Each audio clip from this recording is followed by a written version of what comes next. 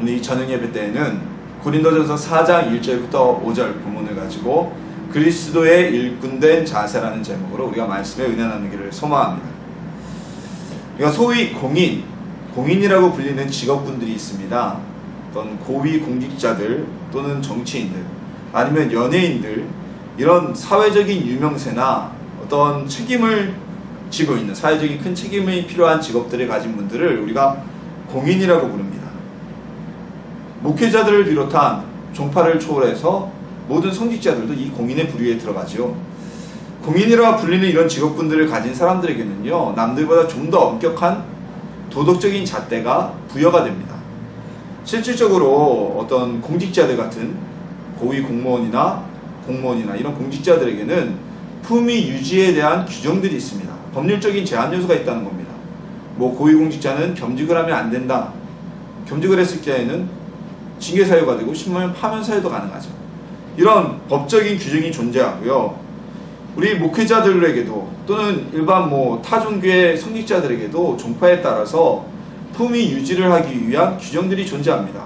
자, 예를 들어서 목사들 같은 경우에는, 저 같은 목사들은 원칙적으로 겸직이 금지되어 있는 교단들이 아직도 많습니다. 최근에는 자비랑 선교다, 자비랑 목회다 해서 여러가지 일을 하면서 겸직을 하고 계시는 분들이 있지만, 원칙적으로 보수 쪽에 좀 속하는 교단들은 지금도 목회자는 겸직을 금하고 있습니다. 왜냐하면 목회자가 다른 일을 하는 것보다 하나님의 일에만 전념해서 하나님의 양떼를, 성도들을 양육하는데 전념하는 스스로의 품위를 지키라는 그런 말씀이죠. 그런 의미가 있습니다. 목회자도 그렇다 치지만 때로는 이 연예인들 같은 경우도요, 보면 이 연예인들은 사실 공업이 공무원도 아니고 그들이 어떤 법규를 준수해야 될 사회적 이권을 가진 것도 아니고 성직자들처럼 사회의 어떤 도덕적인 잣대를 제시하는 그런 기준점도 아니지만 단지 그들이 직업으로 연예인을 선택했을 뿐이지만 이 연예인에게도 굉장히 공인이라고 해서 사회적으로 높은 도덕적인 잣대가 부여가 되고 있습니다. 왜냐하면 이 연예인들은 자신의 직업으로 선택했지만 연예인이라는 직업 자체가 사회적으로 많은 사람들에게 큰 영향을 끼치기 때문에 그들 스스로의 자리와 위치를 지킬 수 있는 어떤 도덕적인 엄격한 평가를 받고 있는 것입니다. 자, 이러한 예들은요, 자신의 사회적 위치를 지키기 위해서 존재하는 암묵적인 약속이 우리 사회에는 존재하고 있음을 보여주는 예들이죠.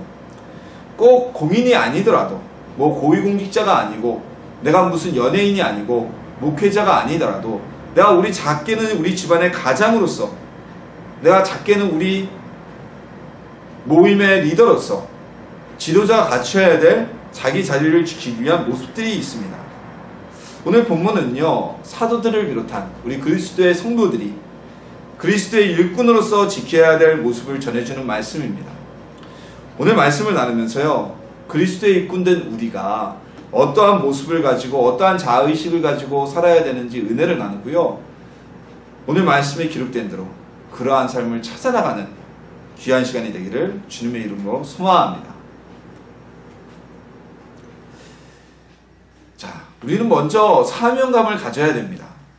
우리는 먼저 우리가 그리스도의 일꾼이라는 사명의식을 가지고 있어야만 합니다.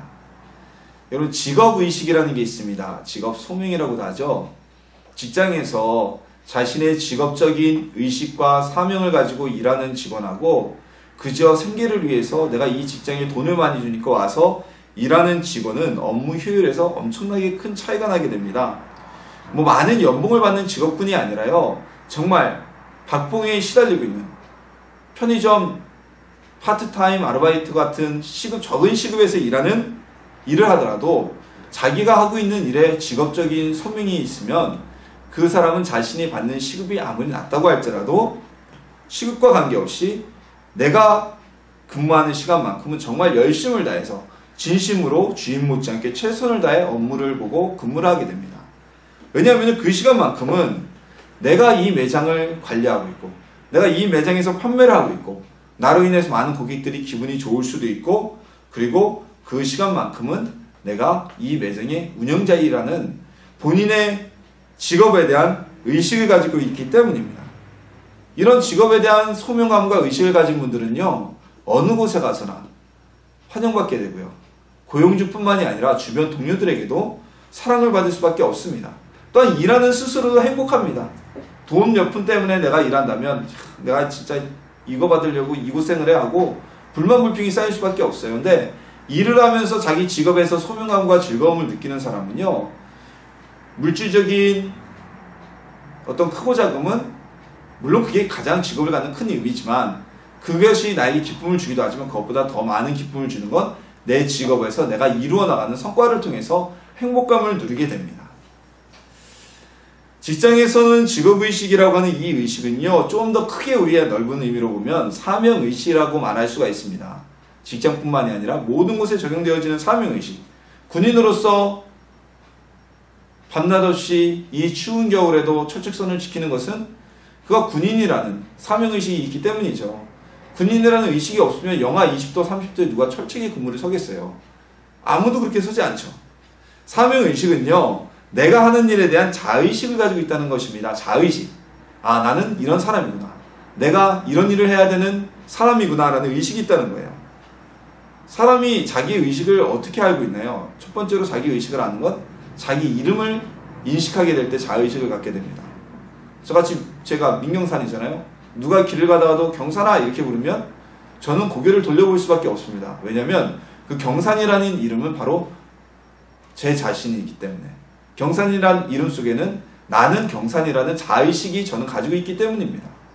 근데 제가 지나가는데 어떤 사람이 거기 잘생긴 사람, 거기 뭐 머리 긴 사람 이렇게 불러도 저는 잘 돌아보지 않습니다.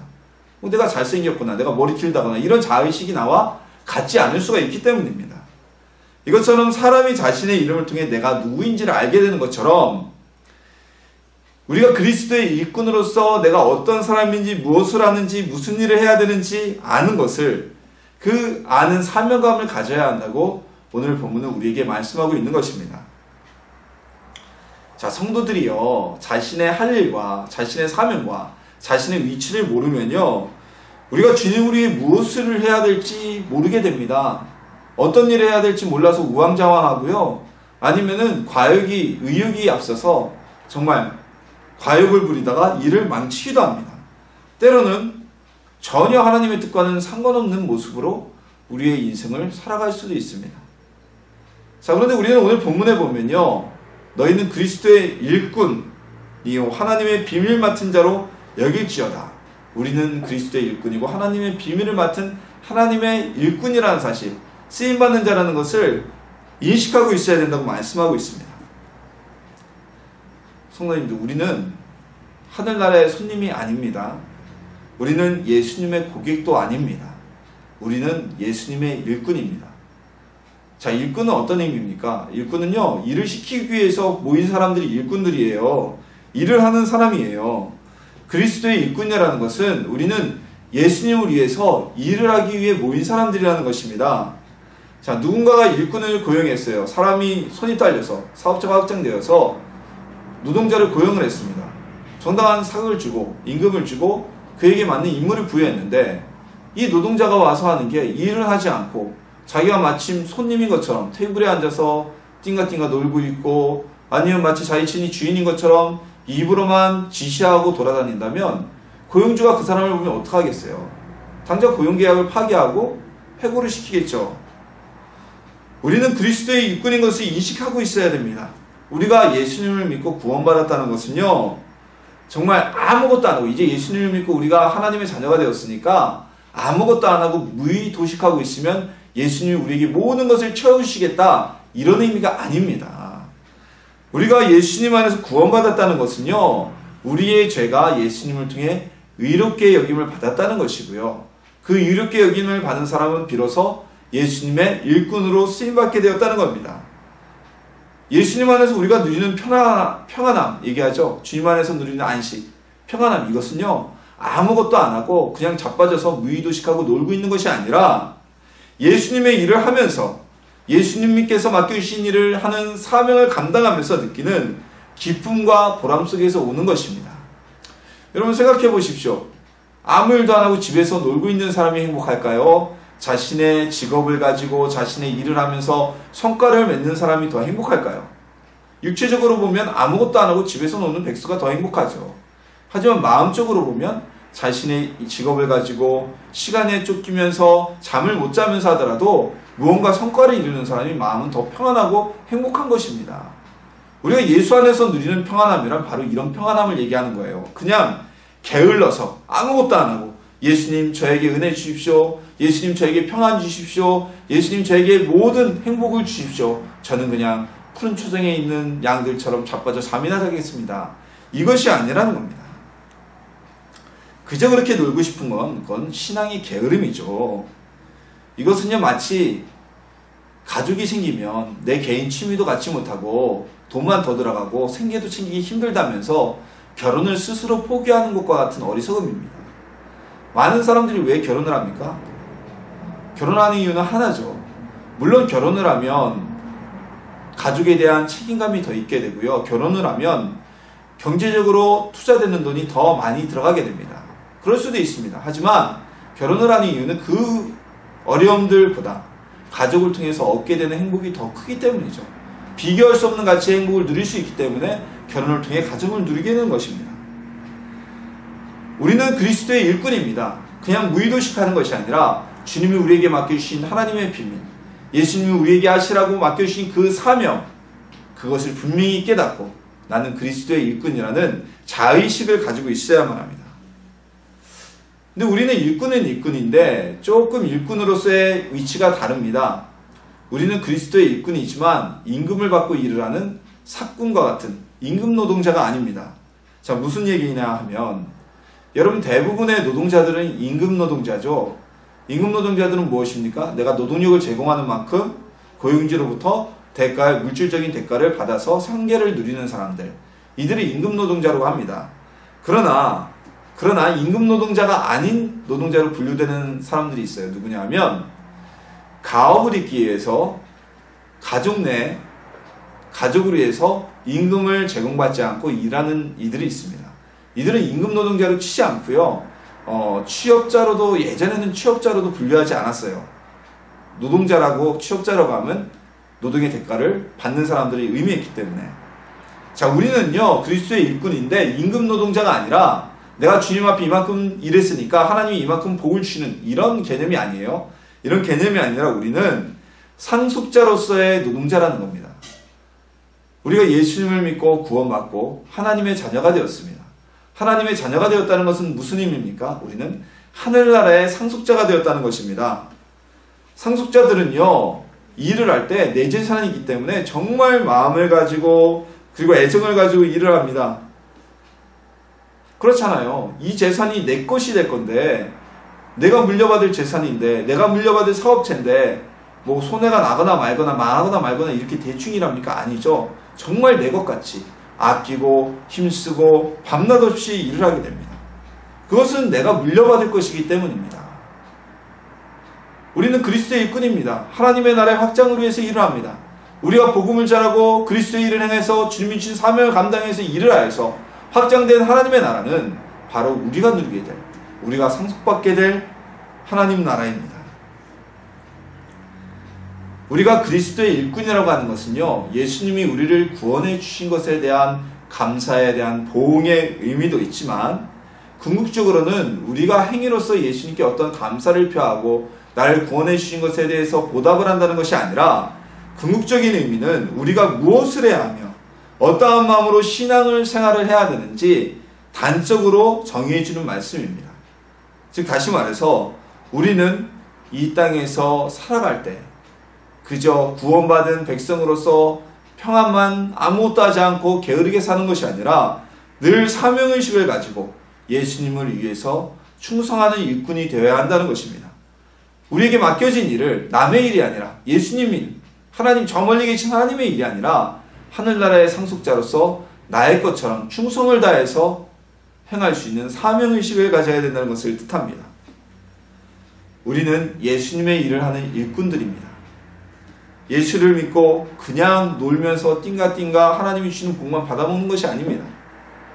우리가 일을 하는 것은, 그리스도의 일꾼된 것은 우리를 구원해 주신 주님의 은혜에 대한 보상이나 아니면 우리에게 주어질 축복을 위해서 하는 것이 아닙니다.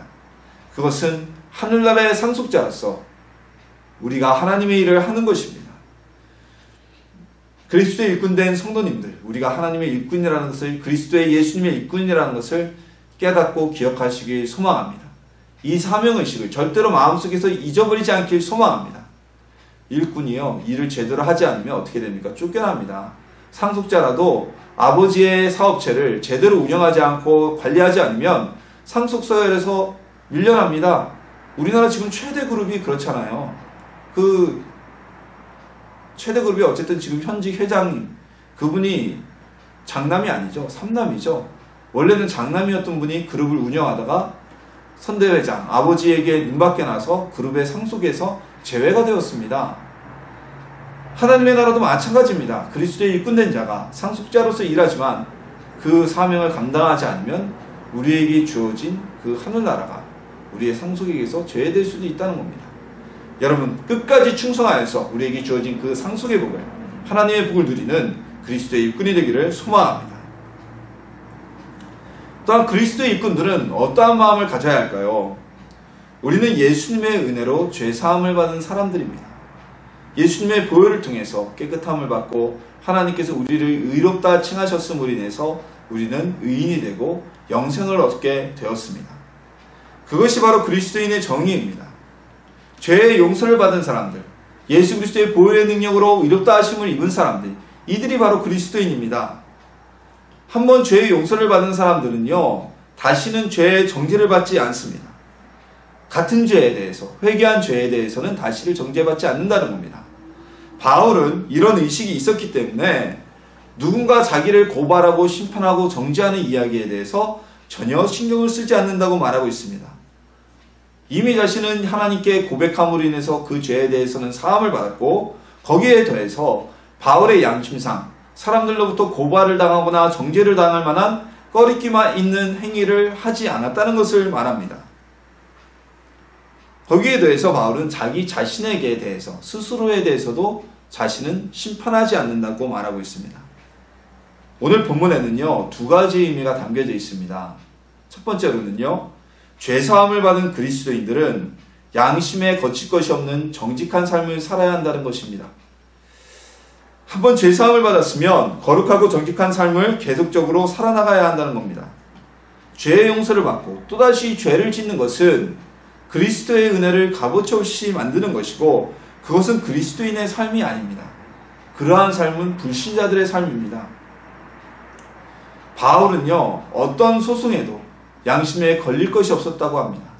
왜냐하면 자신은 양심에 걸려 정직하지 못한 삶을 살지 않았다는 것입니다.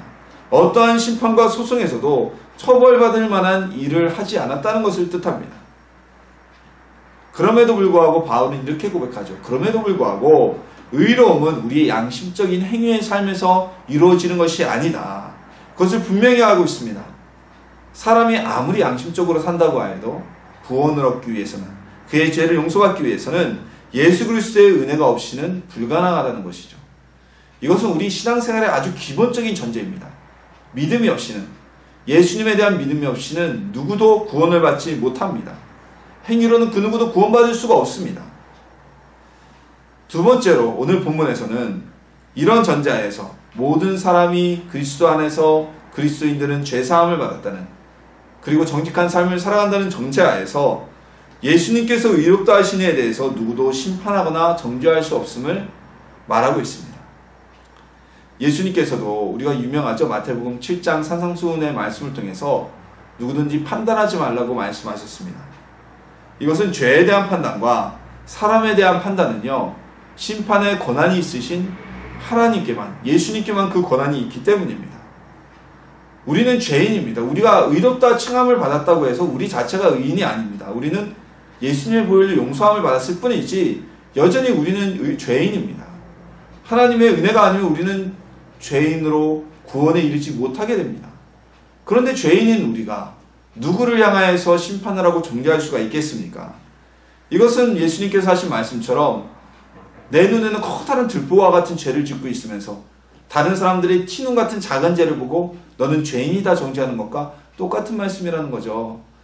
우리 속담으로 말하자면 똥 묻은 개가 겨 묻은 개를 나무라는 것과 마찬가지라는 것입니다. 오늘 본문 5절에서는요, 우리가 다른 사람에 대해 정죄하고 판단하지 말아야 될 이유에 대해서 더욱 명확하게 말씀하고 있습니다. 모든 사람은 예수님 앞에서 누구도 죄를 숨길 수가 없습니다. 예수님이 이 땅에 다시 오실 때 모든 사람의 죄는 만천하 앞에 드러나게 될 것입니다. 그래서 우리는 다른 사람의 죄를 비난하고 조롱하고 정죄하기보다는 우선 내 마음의 죄를 돌아보고 자신을 돌아보고 회개하고 깨끗게 하기 위해서 늘 회개하며 기도해야 된다는 것입니다. 이때 마음을 청결하게 유지한 사람은 예수님 앞에서 칭찬을 받게 될 것이라고 오늘 본문은 우리에게 희망의 메시지를 전하고 있습니다. 예수님의 은혜를 통해 의롭다 하심을 받은 사람은 우리는 정직하고 정결한 삶을 유지하고 살아가야만 합니다. 그리스도인으로서 살아간다고 하면서 정직한 삶을 살지 않는 사람은 그는 구원받은 그리스도인이 아직 아니라고 볼 수도 있습니다. 우리는 삶의 열매로 구원받은 사람의 삶에서는요, 늘 말씀드리지만 믿음으로써 성령의 열매가 맺혀지게 됩니다. 비록 우리가 9가지 성령의 열매를 다 맺지 못할지라도 연약하니까 저도 그래요. 그러나 우리가 그런 모습들을 보이는, 열매를 맺는 모습들이 보이게 됩니다. 근데 전혀 꺼리낌 없이 범죄하고 전혀 꺼리낌 없이 양심의 가책 없이 죄를 짓는다는 것은 온전한 그리스도인의 삶으로 아직 들어오지 못했다는 것을 의미하죠. 우리는 타인을 향해 비난하고 조롱하고 정죄할 이유가 없습니다. 우리는 아무도 누구를 향해 정죄할 만한 권한을 받지 못했습니다. 판단과 심판에 대한 권한은 오직 예수님께만 있기 때문입니다. 남을 돌아보기 전에, 남을 정죄하기 전에 내 스스로를 먼저 돌아보고 그리스도의 일꾼으로서 나의 삶이 깨끗한 삶인지, 정결한 삶인지, 거룩한 삶인지 돌아보고 혹여 우리의 삶에 부족함이 있다면 예수님께 고백하고 용서함을 받는 삶을 계속 살아야 할 것입니다. 그래야 할 때 주님이 다시 이 땅에 오실 때 우리는 깨끗한 마음을 가진 이는 칭찬을 받게 되고 하나님의 영광의 열매를 맺게 될 것입니다.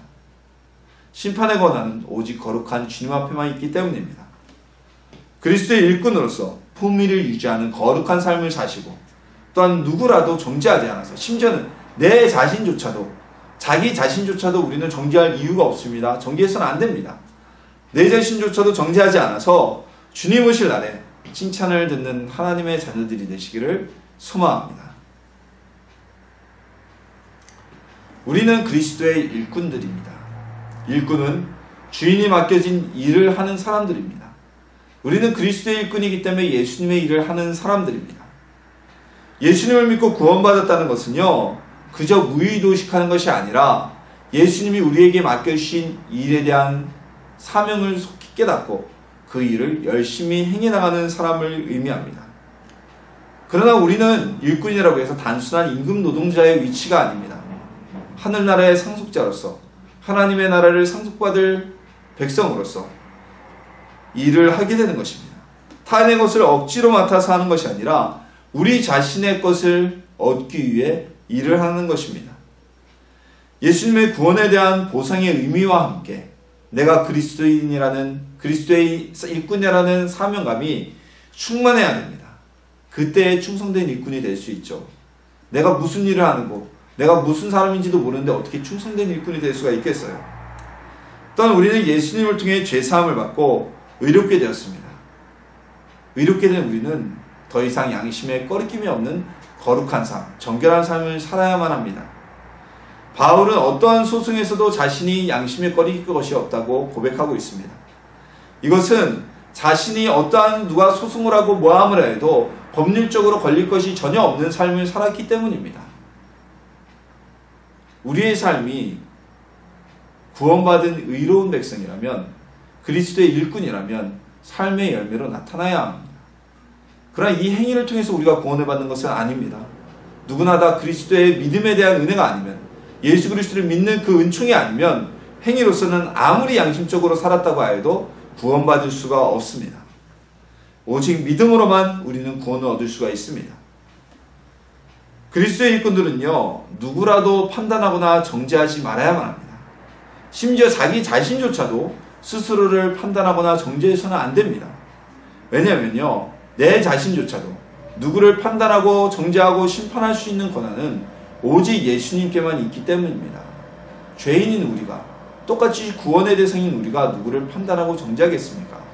내 영혼도 하나님의 것인데 어찌하여서 우리가 스스로를 비판하고 조롱하고 판단할 수가 있겠습니까? 스스로에 대한 정죄를 할 필요가 없습니다. 남에 대한 전제도 할 필요가 없습니다. 예수님께서 죄인이라고 하지 않으셨으면 누구도 자기 스스로 정죄하면 안 됩니다. 그리스도의 일꾼으로서 충성을 다하시고요. 또한 정결함을 산 성도들은 예수님이 이 땅에 오실 때 그들의 열매를 통해 상급을 주시고 칭찬하실 것이라고 오늘 말씀은 우리에게 전하고 있습니다. 정말 그리스도의 일꾼으로서 자아의식과 사명감을 느끼시고 충성된 일꾼이 되어서 정결한 삶을 살아서 주님 오실 때 칭찬을 받는 우리 애쓰나무 쉼터교회 성도님들이 되시기를 예수님의 이름으로 축원합니다.